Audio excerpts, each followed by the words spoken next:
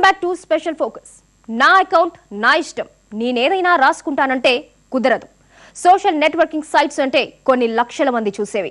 Cyber రాతలు ఎవరినైనా కించపరిచేలా, అవమానించేలా, బాధ పెట్టేలా ఉంటే వెంటనే ఇండియన్ ఐటీ యాక్ట్ ను ప్రయోగిస్తారు.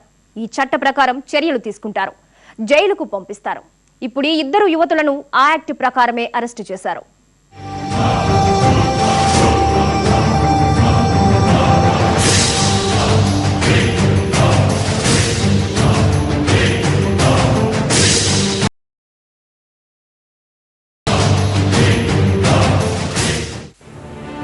ఇంటర్నెట్ ను అడ్డం పెట్టుకుని తప్పుడు రాతలు రాసిన వారెందరికో బేడీలు పడ్డాయి.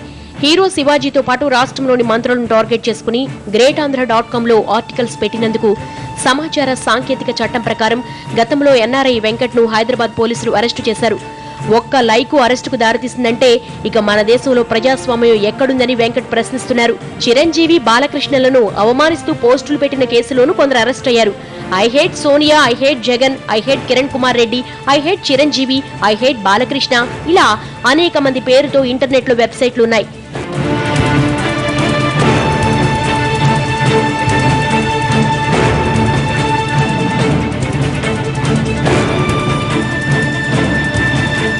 అల్లరి పెట్టడం, అసౌకర్యం, అవమానించే, ఇబ్బంది పెట్టే రాతలనే పేరుతో భావ ప్రకటన స్వేచ్ఛను హరించడాన్ని రాజ్యాంగం అనుమతించదు.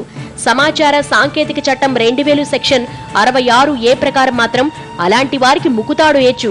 కంప్యూటర్, ఇతర ఎలక్ట్రానిక్ పరికరాలను ఉపయోగించి అసౌకర్య, అవమానకర, ఇబ్బందికరమైన రాతలు రాస్తే 3 ఏళ్ల జైలు శిక్ష విధించవచ్చు. ఇది ఖచ్చితంగా భావ స్వేచ్ఛకు భంగకరం కనుక రాజ్యాంగ వ్యతిరేకం. అయితే ప్రజా శ్రేయస్సు కోసం, సామాజిక శాంతి కోసం కొన్ని పరిమితులను, ఆంక్షలను విధించవచ్చు. పరువు తీసే రాతలపై కోర్టులో కేసు నమోదవుతున్నాయి. సైబర్ రాతలపై 2000 సంవత్సరంలో వచ్చిన ఇన్ఫర్మేషన్ టెక్నాలజీ యాక్ట్ భావ ప్రకటన స్వేచ్ఛకు విఘాతం కలిగించేలా ఉందని భావిస్తుండగానే 2008లో యూపీఏ ప్రభుత్వం దాన్ని సవరించింది. అప్పటి నుంచి ఈ ఐటీ యాక్ట్ మరింత కఠినంగా తయారైంది.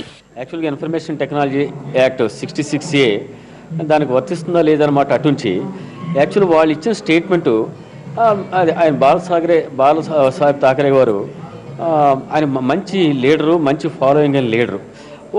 వాళ్ళ యొక్క ఫాలోయింగ్కి మనోభావాలను దెబ్బతీసే రీతిలో, వాళ్ళని రెచ్చగొట్టే రీతిలో ఉన్నాయి. సో వాళ్ళకి సెంటిమెంట్స్కి కించపరిచే రీతిలో ఉన్నప్పుడు జనరల్గా వాళ్ళు రియాక్ట్ అయ్యే అవకాశం ఉంటుందని చెప్పేసి, law and order problem, disturbance ఉంటుందని చెప్పేసి మనం అనుకోవచ్చు. ఆ రీతిలో ఐపీసీలో పర్టికులర్ సెక్షన్స్ ఉన్నాయి దానికి సంబంధించి. దాని ప్రకారంగా పోలీసు వారు యాక్ట్ చేసి ఉండొచ్చు. చూశారు కదా, కీబోర్డు చేతిలో ఉంది కదా అని నోటికొచ్చింది రాస్తామంటే కుదరదు. మనకు నచ్చింది రాసుకునే హక్కు మనకుంది, దాన్నెవరూ కాదనరు. అలాగని అది ఇతరుల మనసుల్ని బాధ పెట్టకూడదు, వారి మనోభావాలను దెబ్బతీసేలా ఉండకూడదు, మత విద్వేషాలను రెచ్చగొట్టేలా ఉండకూడదు, మరొకరిని అవమానించేలా అస్సలు ఉండకూడదు. సో ఒక్క ఫేస్బుకే కాదు, ఏ ఇతర సైట్లైనా వాడేప్పుడు జాగ్రత్తగా ఉండండి. కామెంట్ పెట్టేప్పుడు, లైక్ కొట్టేప్పుడు మరింత అప్రమత్తంగా ఉండండి. ఇది వాటి స్పెషల్ ఫోకస్. నమస్తే.